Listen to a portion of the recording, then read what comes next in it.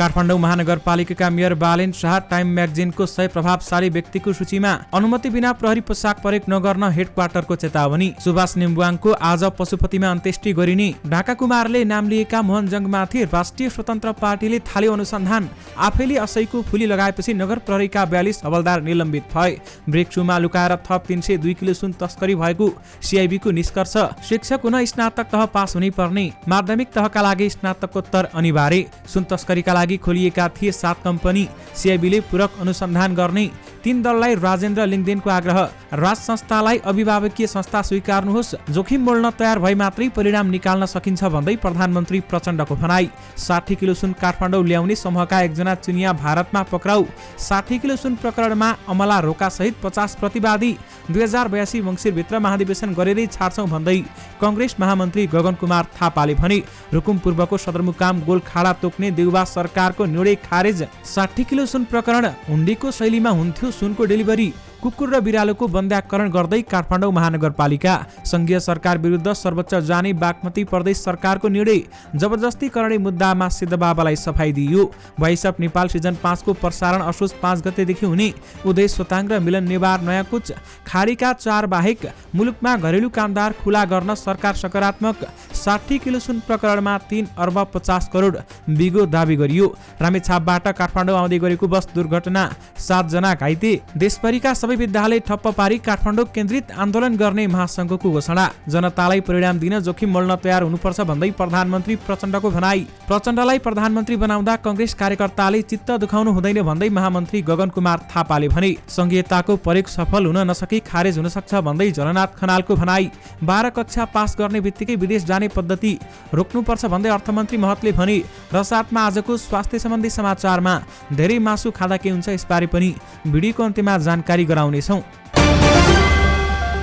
दर्शक महानुभावहरू नमस्कार। स्मार्ट खबरको न्युज बुलेटिनमा यहाँहरूलाई हार्दिक स्वागत छ। म आर्यन न्युपानी। दर्शक महानुभावहरू, तपाईहरुमाझ केही समयदेखि हामी इनएक्टिभ भएका थियौं। अब तपाईहरुमाझ दैनिकी समाचार लिएर आउनेछौँ र दैनिकी तपाईहरुले बिहान 5 बजे र साँझ 5 बजे हाम्रो युट्युब च्यानलमा दैनिकी मुख्य समाचारहरू हेर्न सक्नुहुनेछ। आज मिति विक्रम सम्वत 2080 साल भदौ 28 गते बिहीबार, ईस्वी सम्वत 2023 सेप्टेम्बर 14 तारिक। आज भदौ कृष्ण औँसी, कुशे औँसी, बुबाको मुख हेर्ने दिन रहेको छ। बुबाको मुख हेर्ने दिनको तपाईहरुमाझ धेरै धेरै शुभकामना। आज मोतीराम जन्म जयन्ती पनि रहेको छ। दर्शक महानुभावहरू, तपाईहरुमाझ सदाझै आज पनि हामी उपस्थित भइसकेका छौँ। आजका मुख्य समाचारहरू लिएर हामीलाई अन्तिमसम्म हेर्नु होला अनि हाम्रो मेहनतका लागि यो भिडियोमा एउटा लाइक अवश्य गर्नुहोला।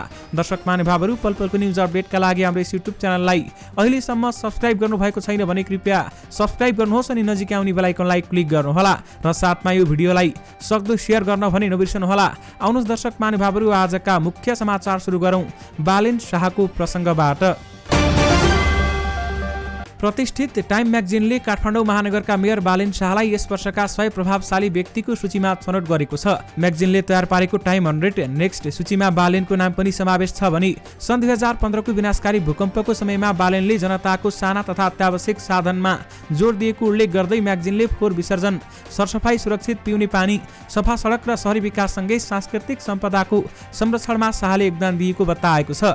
शहरका गैर कानुनी संरचना भत्काएर आफ्ना प्रतिबद्धताको कार्यान्वयनमा अघि बढेको भन्दै म्यागजिनले प्रशंसा समेत गरेको छ। शक्तिमा पुगेदेखि शाहले ल्यान्डफिल साइट प्रयोग गर्न अधिकारीसँग सम्झौतामा हस्ताक्षर गरेका छन्। साथै कुहिने र नकुहिने फोहोर व्यवस्थापन गर्ने घोषणा पनि गरेका छन्।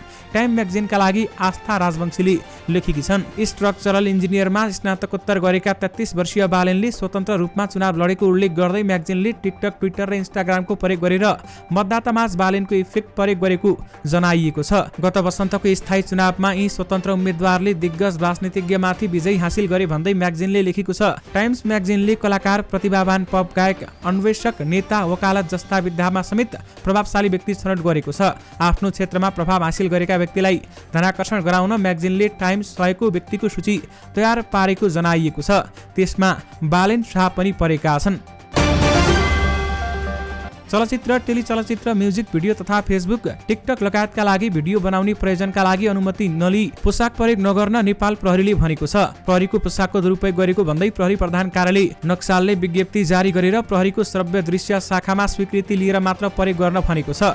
प्रहरी प्रवक्ता कुबेर कडायतले हस्ताक्षर गरेको विज्ञप्तिमा भनिएको छ, पूर्व स्वीकृति नलिई वा स्वीकृति प्रयोजन तथा स्क्रिप्ट अनुसार बाहेक अन्य कुनै पनि प्रयोजनका लागि नेपाल प्रहरीले प्रयोग गर्ने पोशाक र त्यसमा प्रयोग हुने दर्जानी चिन्ह तथा प्रहरीको मोनोग्राम प्रयोग गराउनु हुनु स्पष्ट पार्दछौं। प्रहरी कर्मचारीले आफ्नो जिम्मेवारी पूरा गर्दा उनीहरूको व्यावसायिकता र मनोबलमा ह्रास ल्याउने कार्य तथा अभिव्यक्ति नदिन पनि प्रहरी प्रधान कार्यालयले भनेको छ। यस किसिमका कुनै पनि कार्य भए गरेको पाइमा प्रचलित कानुन बमोजिम कारबाही हुने बेहोरा समेत सर्वसाधारण सबै जानकारीका लागि अनुरोध छ भन्दै प्रहरीले विज्ञप्तिमा लेखेको छ। दर्शक महानुभावहरु, पछिल्लो समय प्रकाश सपुतको गीतमा समेत प्रहरीको पोशाकको प्रयोग गरिएको थियो भने अहिले त्यो दृश्यले पनि हंगामा मचाइरहेको छ। अहिले त्यसमा पनि केही विवादहरू आउन थालेका छन्।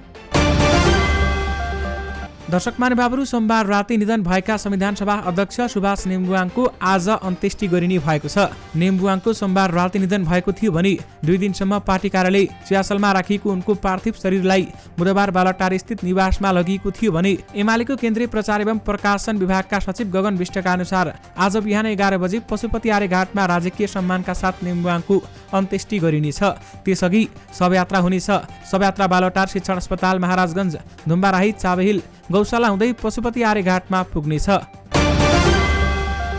राष्ट्रिय स्वतन्त्र पार्टी रासोपाले केन्द्रीय सदस्य मोहनजङ थापामाथि अनुसन्धान थालेको बताएको छ। राष्ट्रिय स्वतन्त्र पार्टीले बर्खास्त गरेका पूर्व सांसद ढाका कुमार श्रेष्ठले सभापतिसँग निकट रहेका थापाले मन्त्री बनाउँछु भनेर आफूसँग 3 करोड रुपियाँ मागेको बताएका थिए भने यसबारेमा अनुशासन आयोगले केन्द्रीय सदस्य थापासँग सोधपुछ र अनुसन्धानको प्रक्रिया अगाडि बढाएको रासोपाका महामन्त्री एवं प्रवक्ता मुकुल ढकालले बताएका छन्। गत चैतमा रासोपाका तत्कालीन सांसद श्रेष्ठले मेडिकल व्यवसायी दुर्गा प्रसाईसँग 2 करोड मागेको अडियो सार्वजनिक गरेको थियो। त्यसमाथि छानबिन गरेको रासोपाले श्रेष्ठले पार्टीको साधारण सदस्य समेत नरहने गरी कारबाही गरेको थियो। त्यही कारबाहीका कारण उनको सांसद पद गयो। पछिल्लो समय उनले त्यो बेलामा आफूलाई मन्त्री बनाउन भन्दै केन्द्रीय सदस्य थापाले 3 करोड रुपैयाँ मागेको दावी गरेका छन्। यसबारेमा आफ्नो ध्यानाकर्षण भएको भन्दै राष्ट्रिय स्वतन्त्र पार्टीले श्रेष्ठमाथि प्रश्न उठाएको छ। त्यो अडियो सार्वजनिक भएपछि श्रेष्ठले कहिले त्यो अडियो आफ्नो होइन त कहिले पुस्को अडियो अहिले किन सार्वजनिक भयो भन्ने गरेको रासोपाले बताएको छ। साथै उक्त अडियो आफ्नो होइन भनेर उनले दिएको बयान पार्टीमा सुरक्षित नै रहेको भन्दै रासोपाले भनेको छ, कहिले कोर टिम छैन त भन्ने, कहिले पार्टीका फरक फरक केन्द्रीय सदस्यहरूलाई पोलिरहने जस्तो एक आपसमा परस्पर विरोधी अभिव्यक्ति दिइरहनु भयो। पार्टीको नाम प्रयोग गरेर पैसा मागेको प्रमाण लिएर आए 72 घण्टाभित्र कारबाही गर्ने रासोपाले बताएको छ। तर पार्टीप्रति जनविश्वासमा चोट पुर्याउने प्रयत्न नहोस् भनेर समेत सचेत गराएको छ। काठमाडौँ महानगरपालिकाले असैको फुली लगाएपछि नगर प्रहरीका 42 जना हवलदार निलम्बनमा परेका छन्। 25 असारमा महानगरपालिकाले नगर प्रहरी हवलदारलाई तेस्रो तहबाट चौथो तहमा बढुवा गरेको थियो। ती हवलदारले आफूहरू असैमा बढुवा भएको ठानी असैको फुली लगाएपछि महानगरपालिकाले कारबाही स्वरूप निलम्बन गरेको हो। महानगरपालिकाका अनुसार उनीहरू बढुवा भएर असै भएका थिएनन्। प्रमुख प्रशासकीय अधिकृत वसन्त अधिकारीले भने आज जजसले अनुशासनको उल्लङ्घन गर्नुभयो। सबै हवलदारहरू निलम्बन भइसके। उनले महानगरको प्रमुख प्रशासकीय अधिकृतले मात्रै दर्जानी चिन्ह वितरण गर्ने अधिकार भएकाले जथाभावी गर्न नपाउने बताए। पार्टी प्यालेस, होटल, चौरमा वा अन्य ठाउँमा दर्जानी चिन्ह जसले पायो त्यसले बाँड्ने होइन, महानगरले आधिकारिक कार्यक्रम मात्रै गरेर बाँड्ने कुरा हो भन्दै उनले भने। ती नगर प्रहरीले भने आफूहरू बढुवा भएको 2 महिना भइसक्दा पनि महानगरपालिकाले दर्जानी चिन्ह नलगाइदिएका कारण अभिभावक मार्फत लगाएको प्रतिक्रिया दिएका छन्। एक हवलदारले हामीसँग भने, आफ्ना अभिभावकहरू मार्फत हामीले फुली लगाएका हौं। बढुवा भएपछि पनि कार्यालयले व्यवस्था गरेपछि अभिभावकको हातबाट बढुवा भएपछिको पदको दर्जानी चिन्ह लगाएका हौं।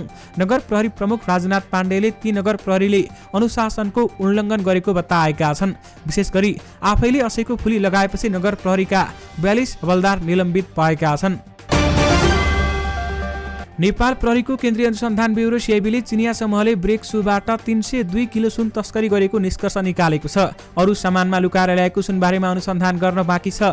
60 किलो सुन तस्करी बारेमा अनुसन्धान गरेको सिआइबीले आज सरकारी वकिलको कार्यालय काठमाडौँमा प्रतिवेदन बुझाइसकेको छ।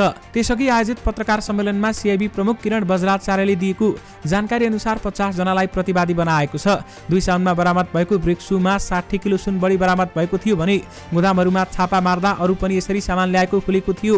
त्यसमा अनुसन्धान गरेको सिआइबीले ब्रेक सूमा लुकाएर थप 302 किलो सुन तस्करी गरेको निष्कर्ष निकालेको छ। बज्राचार्यले भनिन् ब्रेक प्याडहरूलाई एकिन तौल गरेर 302.62 किलो थप सुन ल्याएको देखिएको छ। त्यसअनुसार सिआइबीले 3 अर्ब 50 करोड 2,16,552 रुपैयाँ बिगो कायम समेत गरेको छ। विशेष गरी ब्रेक सूमा लुकाएर थप 302 किलो सुन तस्करी भएको सिआइबीले निष्कर्ष निकालेको छ।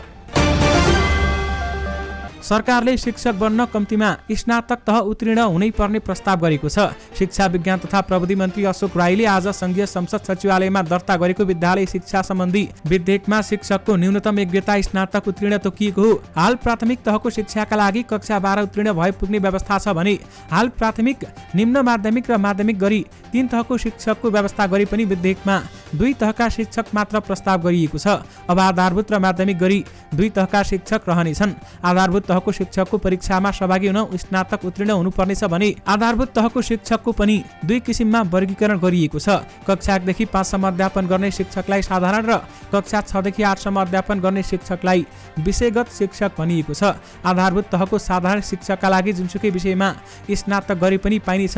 विषयगत शिक्षाका लागि सम्बन्धित विषयमा नै स्नातक गर्नुपर्नेछ। आधारभूत तहको साधारण शिक्षकको हकमा जुनसुकै विषयमा स्नातक तह तथा विषयगत शिक्षकको हकमा सम्बन्धित विषयमा स्नातकोत्तर तह उत्तीर्ण गरेको विधेयकको दफा 51 को खमा भनिएको छ। शिक्षक हुन अध्यापन अनुमति पत्र लाइसेन्स लिएकै हुनुपर्ने समेत बताइएको छ। विशेष गरी शिक्षक हुन स्नातक तह पास हुनै पर्नेछ भने माध्यमिक तहका लागि स्नातकोत्तर अनिवार्य गरिएको छ। नेपाल प्रहरीको केन्द्रीय अनुसन्धान ब्युरो सिआइबीले सुन तस्करीको थप अनुसन्धान जारी नै राख्ने भएको छ। 2 साउनमा बरामद भएको ब्रेक सूमा लुकाएर ल्याएको 60 किलो बढी सुनको अनुसन्धान गरेको सिआइबीले सरकारी वकिलको कार्यालयमा प्रतिवेदन बुझाइसकेको छ भने सिआइबीका प्रमुख किरण बज्राचार्यका अनुसार यो समूहले तस्करीका लागि नेपाली नागरिकहरूलाई प्रयोग गरेर 7वटा कम्पनी खोलेको बताएको छ। त्यसमध्ये एउटा कम्पनीबाट सामान आयात भएर भन्सारबाट पास भएको थिएन। अरू कम्पनीले भने विद्युतीय उपकरणहरू ल्याएर भन्सार पास हुने गरेको पाइएको छ। त्यस्ता सामानमा सुन ल्याएको सिआइबीको आशंका छ भने ब्रेक प्याड सु ल्याएको रेडिट ट्रेडले मात्र 2 साउनमा सिनामङ्गलबाट बरामद भएको 60 सहित 362 किलो भन्दा बढी सुन ल्याएको सिआइबीले निष्कर्ष पनि निकालिसकेको छ। अरू कम्पनीबाट ल्याएको इलेक्ट्रिक सामानमा पनि सुन आएको देखिएको भन्दै सिआइबी प्रमुख बज्राचार्यले भनिन् अहिले ब्रेक प्याडको मात्र अनुसन्धान गरिरहेका छौं। अरू सुनको अनुसन्धान गर्न बाँकी छ। यसमा पूरक अनुसन्धान हुनेछ।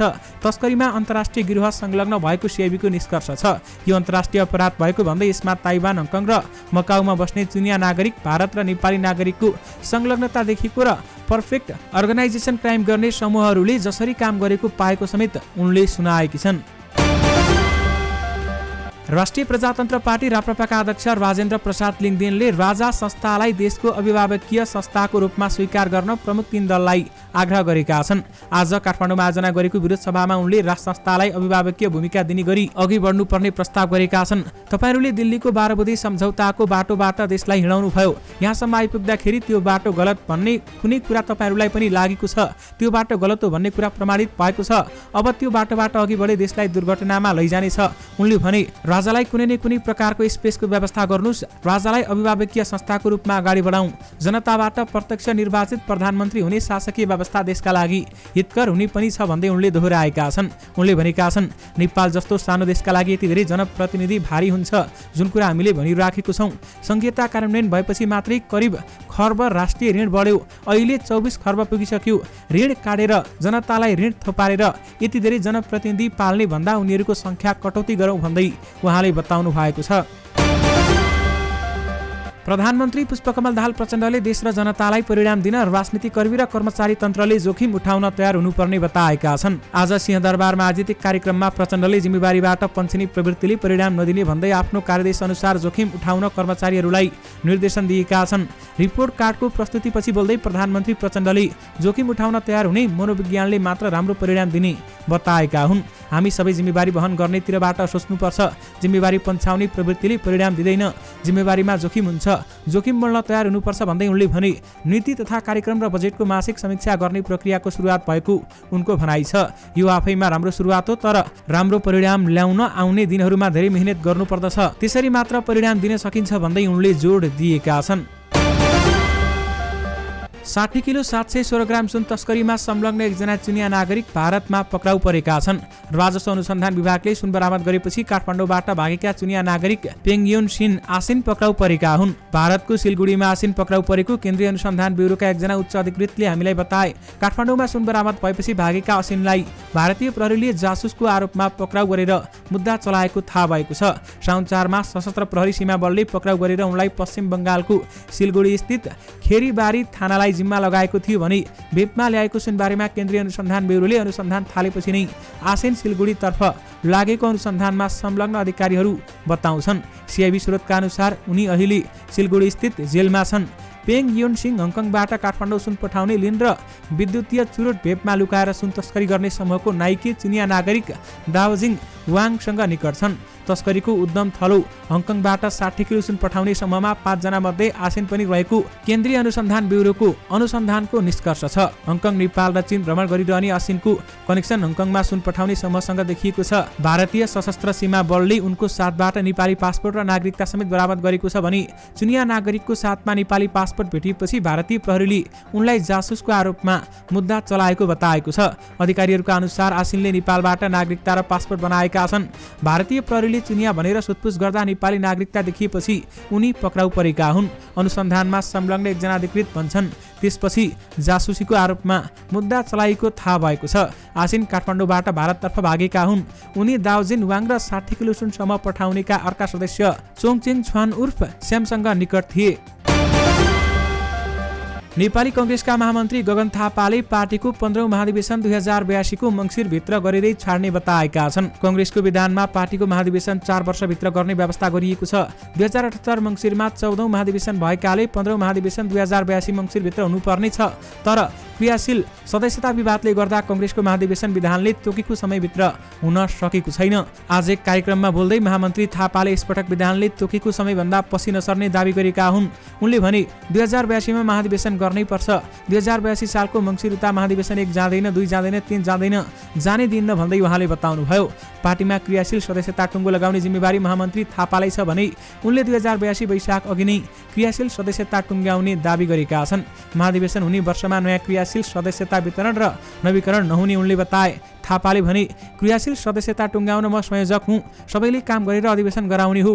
4 वर्षभित्र महाधिवेशन हुँदा 2083 सालमा सबै तहका सम्मेलन गर्न सकिने उनले बताए। तहगत सम्मेलनबाट तल्लो तहका संरचनाले निर्वाचनका लागि आफै उम्मेद्वार छान्न सकिने महामन्त्री थापाले बताए। टिकट वितरण गर्ने अधिकार क्रियाशील सदस्यलाई नहुँदा पार्टीमा गुटको राजनीति हुने गरेको थापाको भनाइ रहेको छ। काठमाडौँ महानगरपालिकाले कुकुर र बिरालोको बन्ध्याकरण गर्ने भएको छ। महानगरपालिकाको कार्यालयका बैठकमा सडकमा कुकुर आतंक सृजना भएको भन्दै बारम्बार गुनासो गरेपछि कुकुर र बिरालोको बन्ध्याकरण बृहत बनाउने तयारी गरेको हो। महानगरका कृषि तथा पशुपन्छी विभागका प्रमुख डाक्टर अवधेश ढाका अनुसार कुकुर र बिरालोको भ्याक्सिनेसन र बन्ध्याकरणको लागि इच्छुक फर्महरूलाई 15 दिनभित्र सम्पर्क गर्न आग्रह गरेको छ। अहिले एउटा संस्थाले महानगर मार्फत भ्याक्सिनेसन र बन्ध्याकरण गर्दा खासै प्रभावकारी भएको छैन। अब हामीले एकैचोटि धेरै फर्म तथा संस्था मार्फत काम गर्दैछौँ भन्दै झाले भने महानगरपालिकाले काम गर्ने इच्छुक सङ्घ संस्थाहरूलाई कुकुर तथा बिरालोको खोप भ्याक्सिनेसन र बन्ध्याकरणको लागि 2500 रुपियाँ प्रस्ताव गर्न भनेको छ भने खोप भ्याक्सिनेसनको मात्रैको लागि 200 रुपियाँ प्रस्ताव गर्न भनेको छ। महानगरपालिकाले फर्म वा संस्थालाई खोप भ्याक्सिनेसन र बन्ध्याकरण गरे बापत उक्त रकम दिने झाले बताए। संस्थाहरूले काम गरेको अनुगमन गरेर प्रमाणित भएपछि सोही अनुसार महानगरपालिकाले प्रस्तावित रकम दिन्छ। यो पटक 8 वटा भन्दा बढी सङ्घ संस्थाहरू आउने अनुमान गरेका छौँ भन्दै झाले बताउनुभयो।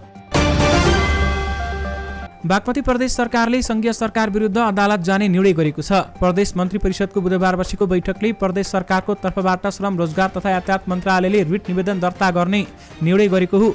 संविधानको अनुसूची 6 मा प्रदेशको एकल अधिकार सूचीमा सवारी साधन कर र यातायात र प्रदेश लोकमार्ग उल्लेख गरिएको छ। संघीय संसदबाट पारित शहरी क्षेत्र सार्वजनिक यातायात व्यवस्थापन प्राधिकरण ऐन 2079 मा संघीय राजधानी शहरी क्षेत्रको सार्वजनिक यातायात सेवालाई नियमन तथा व्यवस्थापन गर्न संघीय शहरी क्षेत्रमा सार्वजनिक यातायात प्राधिकरण स्थापना गरिनेछ भन्ने व्यवस्था छ। यसले प्रदेशको अधिकार संकुचित गर्ने प्रदेश सरकारको निष्कर्ष छ। संविधानसँग बाजिएको ऐन बदर गर्ने माग दाबी सहित सर्वोच्च अदालतको संवैधानिक इजलासमा रिट निवेदन दर्ता गर्ने निर्णय भएको आन्तरिक मामिला मन्त्री गङ्गा नारायण श्रेष्ठले जानकारी दिनुभएको छ। बैठकले प्रदेश नीति तथा योजना आयोगको सदस्यमा दोलखा कालिन्चोक गाउँपालिका डाक्टर प्रदीप कुमार मैनालीलाई नियुक्त गर्न भनेको छ। साथै प्रदेश निजामती सेवा ऐन अनुसार बागमती प्रदेशको सचिवालय सचिव पदमा पूर्णबहादुर दर्जीलाई बढुवा गरेको छ भने प्रदेश सरकारी कामकाजको भाषा सम्बन्धमा व्यवस्था गर्न बनेको विधेयक प्रदेश सभामा पेश गर्न स्वीकृति दिएको छ। दर्शक महानुभावहरू, हुन्डी कारोबारमा संलग्नहरूले भुक्तानी लिन आउनेहरूको पहिचानका लागि पहिले एउटा नोटको फोटो माग्छन्। त्योभन्दा मिल्दो नम्बर भएको नोट लिएर पुग्नेलाई भुक्तानी दिन्छन्। 60 किलो सुन तस्करीमा संलग्न चिनिया नागरिकको गिरोहले पनि यही शैली प्रयोग गरेर सुनको बिक्री वितरण गर्ने गरेको पाइएको छ। केन्द्रीय अनुसन्धान ब्युरो सिआइबीले गरेको अनुसन्धानका क्रममा चिनिया गिरोहको नाइकेले व्हाट्सएप मार्फत नेपाली रुपियाँको नोट पठाउने गरेको पाइएको छ। त्यो नोट लिएर जाने व्यक्तिलाई सुन पठाउने गरेको अनुसन्धानबाट खुलेको अनुसन्धानमा संलग्न एसपी सञ्जय सिंह थापाले बताउनुभयो। व्हाट्सएपमा 10 रुपियाँको नोट पठाएको पाइएको छ। त्यो नोट लिएर जाने व्यक्तिले सुन पाउने देखिएको छ। उनले भने नोट सुन लिन पाउने मान्छेको भेरिफिकेसनका लागि प्रयोग गर्ने गरेको देखिएको छ। सुन गाल्न टोखा र लाजिमपाटमा भएको फ्याक्ट्रीमा काम गर्ने समूहले चिनिया नाइके लिन र लीले पठाएको 10 रुपियाँको नोट तस्बिर व्हाट्सएप मार्फत पाउने गरेको देखिएको छ र त्यो नोट लिएर जानेलाई सुन दिने गरेको पाइएको छ। त्यसरी लिएको सुन चिनिया नागरिक एलेक्स मार्फत टोखाका सुमन खरेल हुँदै अन्य व्यक्तिसम्म पुग्ने गरेको पाइएको देखिएको छ। दर्शक महानुभावहरू, 2 साउनमा राजस्व अनुसन्धान विभागको टोलीले त्रिभुवन अन्तर्राष्ट्रिय विमानस्थल भन्सार कार्यालय बाहिर सुनसहितको 155 किलो ब्रेक प्याड बरामद गरेको थियो भने 19 दिनसम्म अनुसन्धान गरेर राजस्व अनुसन्धान विभागले यसमा संगठित अपराधको तत्त्व देखिएको भन्दै थप अनुसन्धानका लागि फाइल सिआइबीलाई बुझाएको थियो। विशेष गरी 60 किलो सुन प्रकरणमा हुन्डीको शैलीमा सुनको डेलिभरी हुने गरेको पाइएको छ। जिल्ला अदालत सुनसरीले आफ्नै अनुयायीमाथि जबरजस्ती करणीको आरोप लागेका सिद्धबाबा भनिने विवादास्पद धर्मगुरु कृष्णबहादुर गिरीलाई सफाई दिएको छ। आज न्यायाधीश हरिप्रसाद कोइरालाको इजालतले दाबी नपुग्ने ठहर गर्दै सफाई दिएको हो। जिल्ला अदालत सुनसरीका तहसिलदार भरतमणि पोखरेलका अनुसार सरकार पक्षको दाबी नपुग्ने भएका कारण सफाई दिने फैसला भएको हो। सिद्धबाबालाई यसअघि नै जिल्ला अदालत सुनसरीले सफाई दिएको थियो, तर उच्च अदालत विराटनगरले फेरि प्रमाण बुझेर फैसला गर्न भन्दै जिल्लामा नै पठाएको थियो। जिल्लाले दोस्रो पटक उनलाई सफाई दिएको हो। विवादास्पद धर्मगुरु गिरीमाथि चतरा स्थित आश्रममा काठमाडौँबाट आएकी महिला अनुयायीमाथि 2076 कार्तिक 3 गते करणी गरेको आरोप थियो। 2076 मङ्सिर 11 गते महिला अनुयायीले जिल्ला प्रहरी कार्यालय सुनसरीमा जाहेरी दिएकी थिइन्। जाहेरीपछि पक्राउ परेका गिरीले हिरासतको अवधि विराट नर्सिङ होममा गुजारेका थिए भने अस्पतालको बेडरुमबाट रुँदै उनले महिलालाई टेलिफोन गरेर मुद्दा फिर्ता लिन आग्रह गरेको अडियो सार्वजनिक भएको थियो। हिरासत अवधि अस्पतालमा गुजारेका गिरीलाई 14 पुस 2076 मा जिल्ला अदालत सुनसरीका तत्कालीन न्यायाधीश राधाकृष्ण उप्रेतीको इजालतले 3 लाख धरुटीमा पूर्वपक्षका लागि छाड्ने आदेश दिएको थियो। आदेशपछि अस्पतालबाट आश्रम फर्किएका उनलाई 9 माघ 2076 मा उच्च अदालत विराटनगरका तत्कालीन मुख्य न्यायाधीश कृलप्रसाद श्रेष्ठ र न्यायाधीश प्रेमराज कार्कीको इजालतले थुनामी राखेर मुद्दाको पूर्वपक्ष गर्न आदेश दिएको थियो। आदेशकै दिन भारत गएका उनी 2076 फागुनमा फर्किएपछि कारागार चलान भएका थिए। विशेष गरी जबरजस्ती करणी मुद्दामा सिद्धबाबालाई सफाई दिएको छ। सांगीतिक television reality show voice of Nepal season 5 को प्रसारण असोज 5 गतेदेखि सुरु हुने भएको छ। बुधबार काठमाडौँमा आयोजित पत्रकार सम्मेलनमा नयाँ श्रृङ्खलाको घोषणा गरिएको थियो भने समारोहमा प्रायोजकसँग सम्झौता भएको छ। 5औं सिजनको टाइटल स्पोन्सरको रूपमा डाबर रेड पेस्ट अनुबन्धित भएको छ। हिमालय टेलिभिजनका अध्यक्ष धर्मराज भुषालले शीर्ष प्रायोजन सहित पासवर्ड बाई स्पोन्सर, को स्पोन्सर, एसोसिएट स्पोन्सर तथा भोटिङ र मार्केटिङ पार्टनरसँग सम्झौता पत्रमा हस्ताक्षर गरेका छन्। उक्त अवसरमा नयाँ सिजनका कोच पनि सार्वजनिक गरियो। यस सिजनमा गायक उदय सोताङ कोचको रूपमा भित्रिएका छन्। यस्तै भोइस किड्समा कोच रहेकी मिलन नेवार पनि भोइस अफ नेपाल सिजन 5 को नयाँ कोचमा अनुबन्धित भएकी छिन्। अघिल्ला 4 सिजनमा कोच रहेका प्रमोद खरेल 5औं सिजनमा पनि निरन्तरता पाएका छन् भने 4थो सिजनमा कोच रहेका राजेश पाल राई नयाँ संस्करणमा दोहोरिएका छन्। डिजिटल अडिसनमा सहभागी 60,000 आवेदक मध्येबाट छानिएका 120 भन्दा बढी प्रतिभा ब्लाइन्ड अडिसनमा सहभागी रहेको निर्देशक लक्ष्मण पौडेलले बताए। ब्लाइन्ड अडिसनबाट छनौट 64 प्रतिभाले ब्याटल राउन्डमा प्रतिस्पर्धा गर्ने भएका छन् भन्दै बताइएको छ। निर्देशक पौडेलका अनुसार 5औं संस्करणमा ब्लड नियम थालिएको छ। विशेष गरी भोइस अफ नेपाल सिजन 5 को प्रसारण असोज 5 गतेदेखि हुने भएको छ भने उदय सोताङ र मिलन नेवारलाई नयाँ कोचमा राखिएको छ। सरकार खाडीका साउदी, कुवेत, बहराइन र ओमान बाहेक अन्य मुलुकहरूमा घरेलु कामदार खुला गर्न सकारात्मक देखिएको छ। प्रधानमन्त्री पुष्पकमल दाहाल प्रचण्डको अध्यक्षतामा बसेको उच्चस्तरीय बैठकबाट सरकार मलेसिया तथा खाडीका कतार र संयुक्त अरब इमिरेट्स युएईमा घरेलु कामदार खुला गर्ने विषयमा सकारात्मक देखिएको हो। उपप्रधान तथा रक्षा मन्त्री पूर्णबहादुर खड्का, उपप्रधान तथा गृहमन्त्री नारायण काजी श्रेष्ठ, परराष्ट्र मन्त्री नारायण प्रकाश साउद, श्रम रोजगार तथा सामाजिक सुरक्षा मन्त्री शरद सिंह भण्डारी, मुख्य सचिव वैकुण्ठ अर्याल, श्रम सचिव, गृह सचिव, परराष्ट्र सचिव तथा विभिन्न गन्तव्य मुलुक स्थित नेपाली नियोगका राजदूत, महावाणिज्य दूत र सम्बन्धित मन्त्रालयका सहसचिवहरू छलफलमा सहभागी थिए। अहिले घरेलु कामदार बन्देज लगाइए पनि जाने क्रम रोकिएको छैन। विभिन्न अवैध प्रक्रिया र बाटो परे गरेर जाँदा जोखिम बढेको छ, जसले गर्दा अन्तर्राष्ट्रिय मापदण्ड अनुसार कामदारको सुरक्षा ग्यारेन्टी हुने मुलुकमा घरेलु कामदार पठाउन सकिने छलफल भएको छ। वैदेशिक रोजगार बोर्डका कार्यकारी निर्देशक द्वारिका उप्रेतीले भने उनले साउदी, कुवेत, बहराइन र ओमानमा घरेलु कामदारलाई निकै जोखिम रहेका कारण यी मुलुकमा तत्काल घरेलु कामदारका लागि बाटो खुला गर्न नसकिने बताएका छन्। रामेछापमा बस दुर्घटना हुँदा 7 जना घाइते भएका छन्। सुनपाती गाउँपालिका 3 रजमन्टारबाट काठमाडौँतर्फ गइरहेको बा3 ख 5960 नम्बरको यात्रुवाहक बस आफै अनियन्त्रित भई भलाइ खर्क भन्ने स्थानमा सडकमै पल्टिन पुगेको जिल्ला प्रहरी कार्यालय रामेछापले जानकारी दिएको छ। बसमा 20 यात्रु रहेको र 7 जना घाइते भएको प्रहरीले जानकारी दिएको छ। घाइतेलाई उपचारका लागि धुलीखेल अस्पताल पठाएको जिल्ला प्रहरी प्रमुख डीएसपी होम पराजुलीले जानकारी दिए। दुर्घटनामा रामेछाप सुनपाती गाउँपालिका 2 बस्ने 50 वर्षीय मैच्याङ तामाङ घाइते भएकी छन् भने त्यस्तै सुनपाती गाउँपालिका 4 का 62 वर्षीय धनबहादुर तामाङ, सोही गाउँपालिका 3 का 70 वर्षीय शुक्रमाया विश्वकर्मा घाइते भएकी छन्। दुर्घटनामा गाउँपालिका 2 बस्ने वर्ष 65 की साइली तामाङ, सुनपाती 6 का 60 वर्षीय मिनबहादुर थापा मगर, सुनापाटी 5 का 4 वर्षीय बालक विश्वास विसङ्खी घाइते भएका छन्। विशेष गरी रामेछापबाट काठमाडौँ आउँदै गरेको बस दुर्घटना भएको छ भने 7 जना घाइते भएका छन्। नेपाल शिक्षक महासंघले सरकारले संसद सचिवालयमा दर्ता गराएको विद्यालय शिक्षा विधेयकको विरोधमा काठमाडौँमा केन्द्रित आन्दोलन घोषणा गर्ने भएको छ। आज महासंघले विज्ञप्ति जारी गरी सो विधेयकको विरोधमा देशभरका सबै विद्यालय ठप्प पारी काठमाडौँ केन्द्रित आन्दोलन गर्ने घोषणा गरेको हो।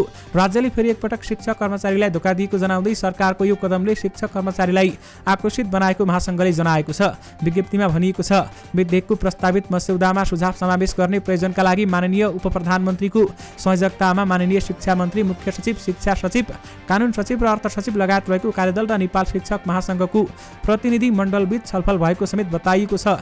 यस्तो छलफल संवाद र लगातारका थुप्रै भेटघाट तथा पछि पनि केही झिनामसिना विषयवस्तु बाहेक पुरानो मस्यौदामा कुनै पनि परिवर्तन नगरी सरकारले विधेयकको रूपमा सरकारले संसदमा दर्ता गरेको छ। यस घटना पश्चात सरकारले फेरि एकपटक शिक्षक कर्मचारीलाई धोका दिएको छ। महासंघले अब काठमाडौँ केन्द्रित सडकमा आन्दोलन जानु बाहेक कुनै पनि विकल्प बाँकी नरहेको समेत बताएको छ।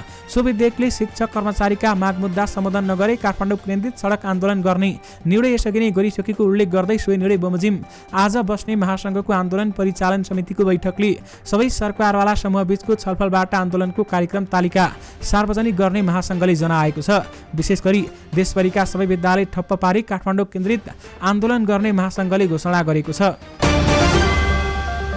नेकपा एकीकृत समाजवादीका सम्मानित नेता एवं पूर्व प्रधानमन्त्री झलनाथ खनालले संहिताको प्रयोग सफल हुन नसके देशबाट संहिता खारेज हुन सक्ने बताएका छन्। आज एक कार्यक्रममा कुराकानी गर्दै पूर्व प्रधानमन्त्री खनालले संहिता प्रयोगकै चरणमा रहेका यसको सफल कार्यान्वयन नभए खारेजी हुन सक्ने आशंका व्यक्त गरेका हुन्। उनले संहिताको भविष्यलाई लिएर अहिले कुनै पनि निर्णयमा पुग्ने स्थिति नरहेको बताउँदै आम जनता र मुलुकका लागि कसरी फलदायी हुन सक्छ भन्नेतर्फ ध्यान केन्द्रित गर्नुपर्नेमा जोड दिएका छन्। पूर्व प्रधानमन्त्री खनालले संहिता आम नेपाली जनताका लागि फलदायी नभए मुलुककै लागि बोझ हुने भएकाले चाहेर वा नचाहेर पनि संहिता टिक्न नसक्ने बताए। सरकारकै घटक दल नेपाली कांग्रेस समाजवादी मोर्चालाई लिएर सशंकित गरेको रहेको समयमा उनले मोर्चाले सरकारलाई कुनै पनि असर नगर्ने दाबी गरे। यसका साथै सम्पूर्ण वामपन्थी शक्तिहरू मोर्चामा आबद्ध हुन सक्ने बताउँदै खनालले साझा धारणा नबनेसम्म मोर्चाबद्ध हुन सम्भव नरहेको बताएका छन्। पूर्व प्रधानमन्त्री खनालले सरकारले अहिलेसम्म खासै राम्रो काम गर्न नसकेको बताउँदै सरकारले गर्ने राम्रो वा नराम्रो कामले सरकारको भविष्य निर्धारण गर्ने बताएका छन्। अर्थमन्त्री डाक्टर प्रकाश शरण महतले सरकारले 12 कक्षा पास गर्ने बित्तिकै विदेश जाने पद्धति रोक्नुपर्ने आवश्यकता देखिएको बताएका छन्। आज एक काठमाडौँमा आयोजित कार्यक्रममा बोल्दै अर्थमन्त्री महतले यस्तो बताएका हुन्। उनले पछिल्लो समय 12 कक्षा पास गर्न नपाउँदै विदेश जाने पद्धतिको विकास भएको भन्दै सरकारले रोक्ने अभियान चलाउन आवश्यक रहेको बताएका छन्। अर्थमन्त्री महतले विदेशमा गएपछि सबै समस्या हल हुने गरी शैक्षिक परामर्श केन्द्रहरूले प्रचार गरेको बताए। उनले आफू पनि विदेशमा बसेर आएको हुनाले विदेशमा भनेको जस्तो सहज अवस्था नभएको उल्लेख गरेका छन्। अर्थमन्त्री महतले नेपालमा धेरै न धेरै श्रमशक्तिहरूको आवश्यकता रहेको भए पनि विदेश जाने पद्धतिले समस्या निम्ताएको दावी गरे। उनले सरकारले नेपालको शिक्षा प्रणालीलाई सुधार गर्न आवश्यक रहेको बताएका छन्।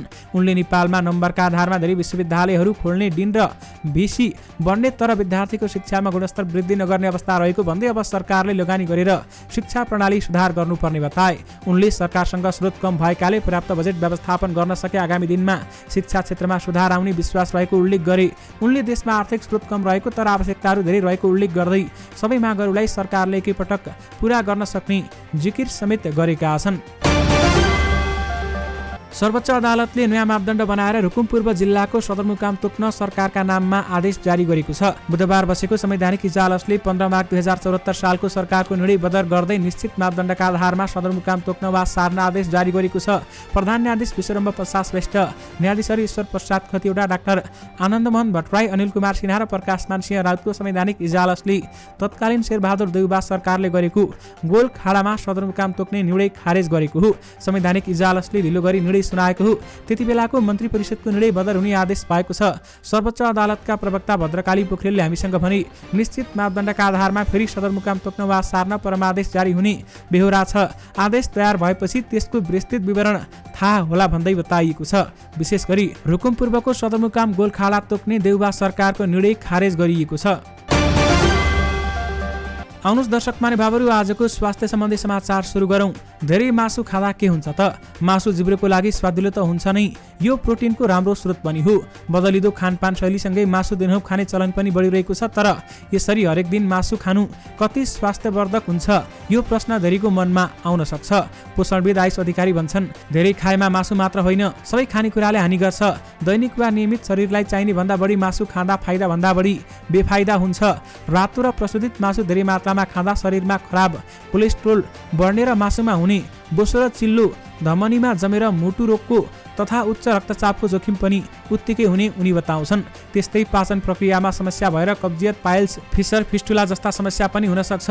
विश्व स्वास्थ्य संगठन WHO ले धेरै मात्रामा प्रशोधित मासु खाँदा क्यान्सर हुन सक्ने समेत उल्लेख गरेको छ। मासु धेरै खाँदा शरीरमा बोसो जम्छ र प्रोटिन धेरै भएर मोटोपन पनि हुने पोषणविद अधिकारी बताउँछन्। मासु धेरै खाँदा रक्त सञ्चार प्रणाली वृद्धि भएर रक्तचाप बढ्छ, साथै मधुमेह र अन्य रोग लाग्ने जोखिम पनि हुन्छ। पेट तथा कलेजो रोग विशेषज्ञ डाक्टर सुरेन्द्र शाह भन्छन्, धेरै खायो भने चिनी पनि तितो हुन्छ भने जस्तो मासु धेरै खानाले पनि नकारात्मक असर गर्छ। तर मासुले नै प्रत्यक्ष रूपमा असर गर्ने भने होइन, त्यसमा प्रयोग गरिने मरमसला, चिल्लो पदार्थ र पकाउने तरिकाका कारण पेटमा असर गर्छ। यदि मासु उसिनेर कम मरमसला हालेर सन्तुलन गरी खान सके यसले शरीरमा हानि नहुने उनी बताउँछन्। ग्यास्ट्रिकको समस्या भएमा व्यक्तिले मासु खानु हुँदैन भन्ने भ्रम पनि छ, तर यसमा सत्यता नभएको डाक्टर बताउँछन्। सन्तुलन मिलाएर खान सकिन्छ। ग्यास्ट्रिक भएकाले पनि मासु खान मिल्छ। मासु धेरै खाँदा कब्जियत गराउने भएकाले पाइल्स, फिसर र फिस्टुला जस्ता मलद्वारसँग सम्बन्धित रोगको जोखिम हुन्छ। यस्ता समस्या पहिले भएमा बल्झिन सक्ने सम्भावना बढी हुन्छ भन्दै उनी भन्छन्। धेरै मासु खाएमा आन्द्राको पचाउने क्षमतामा पनि समस्या आउन सक्ने हुन्छ। पेटको संक्रमण भएमा भर्खरै कुनै शल्यक्रिया गरेकोमा आन्द्रा सम्बन्धी समस्या भएका मानिसले धेरै मासु नखानु नै राम्रो हुने डाक्टर शाह बताउँछन्। मासुमा पनि रातो मासु भन्दा कुखुरा र माछाको मासु खानु उपयुक्त हुने उनी बताउँछन्। सेतो मासुमा कोलेस्ट्रोलको मात्रा कम हुन्छ, जसले गर्दा मुटु, मधुमेह र उच्च रक्तचापको जोखिम पनि कम हुन्छ भन्दै उनी भन्छन्। दर्शक महानुभावहरू, मासु कति खाने र कसरी खाने त? मासुको तौल, शारीरिक बनावट, कामको प्रकृति, व्यायाम र स्वास्थ्य अवस्थाका अनुसार मासु खानु उपयुक्त हुने पोषणविद उमा कोइराला बताउँछिन्। सबैलाई यति नै मासु खाएमा फाइदा हुन्छ भन्न मिल्दैन, तर विश्वव्यापी मान्यता अनुसार शरीरमा 1 किलो तौल बराबर 1 ग्राम प्रोटिन चाहिन्छ भनिन्छ। त्यस हिसाबले हेर्दा हामीलाई सरदर 50 किलो तौलको मान्छे छ भने 50 ग्राम मासु खानुपर्छ उनी भन्छन्। तर हामीले मानिसको तौल र मासु नापतौल गरेर खाने सम्भव हुँदैन र छैन पनि। त्यसैले सरदर एकजनाले दिनमा 100 ग्राम मासु खान सकिन्छ। नेपालको परिवेशमा हेर्ने हो भने शहरी क्षेत्रका मानिस दिनहुँ जस्तै मासु खाइरहेका हुन्छन् भने गाउँघरतिर नियमित खाने चलन हुँदैन। यस हिसाबले गाउँघरका मानिसले केही बढी खाए पनि खासै ठुलो हानि नगर्ने पोषणविद कोइराला बताउँछिन्। सहरका मान्छे हिँड्दैनौँ डुल्दैनौँ, खाएर सुत्ने एकै ठाउँमा बसिराख्छौँ र पचाउन सकिँदैन, जसका कारण अलिकति सोचेर खानु नै राम्रो हुन्छ। उनी भन्छन् हप्तामा 3-4 पटकसम्म बढीमा 4-5 पिसका दरले मासु मात्र खान सके उत्तम हुन्छ। सकेसम्म मासु झोल बनाएर वा उसिनेर खान सकिन्छ। स्वास्थ्यलाई भन्दा जिब्रोको स्वादलाई ध्यान दिएर मासु खानु राम्रो नहुने उनी बताउँछिन्। भुटेर, तारेर, पोलेर, फ्राई गरेर चिल्लो र मरमसला धेरै हालेर मासु खानु हानिकारक हुन्छ। मासु पच्नै पनि अरू खानेकुरा भन्दा बढी समय लाग्छ। शाकाहारी खाना 24 घण्टामा पच्छ भने मासु पच्न 72 घण्टा लाग्ने कोइराला बताउँछिन्। मासु धेरै खाँदा हुने समस्याका बारेमा 18 वर्ष लामो अनुसन्धान गरिएको थियो भने अनुसन्धानमा 10 युरोपेली देशका 5 लाख मानिस सहभागी थिए। यस अवधिमा उनीहरूको खानपानको ट्र्याक राखिएको थियो, जसमा क्यान्सर, मुटुरोग र मधुमेहको पनि निगरानी गरिएको थियो। उक्त अनुसन्धानले धेरै मासु खाने मानिसको अल्पायुमै मृत्यु हुने सम्भावना अधिक देखाएको थियो। साथै शाकाहारी खानेकुरा मात्र खाने मानिस पनि खासै लामो समय नबाँच्ने देखिएको थियो। यी दुवैको तुलनामा कम वा ठिक्क मात्रामा मासु खाने मानिस लामो समय बाँच्ने निष्कर्ष निकालिएको छ। त्यस्तै जर्मन पोषण समाज र विश्व क्यान्सर अनुसन्धान कोषले एक हप्तामा 500 ग्राम भन्दा बढी मासु नखान सुझाव दिएको छ। साथै ससेज जस्ता प्रशोधित मासुबाट टाढा बस्न पनि सुझाएको छ। कस्ता बिरामीले मासु नखाने त? उच्च रक्तचाप, कोलेस्ट्रोल, मृगौला, पित्त सम्बन्धी रोग, बाथरोगका बिरामी, युरिक एसिडका बिरामीले माछा मासु नखाँदा राम्रो हुने पोषणविद कोइराला बताउँछिन्। कतिपय मृगौलाका बिरामीले तागतका लागि मासुको एकदम पातलो झोल चाहिँ खान सकिन्छ। मधुमेहका बिरामीले मासु कम खानु राम्रो हुन्छ भन्दै उनी भन्छन्। दर्शक महानुभावहरू, यससँगै तपाईँहरूमाझ आजका सबै मुख्य समाचारहरू राखिसकेका छौँ। फेरि पनि तपाईँहरूमाझ साँझ 5 बजे नयाँ मुख्य समाचारहरूको साथमा उपस्थित हुने नै छौँ। अहिलेलाई भने मलाई बिदा दिनुहोस्। नमस्कार।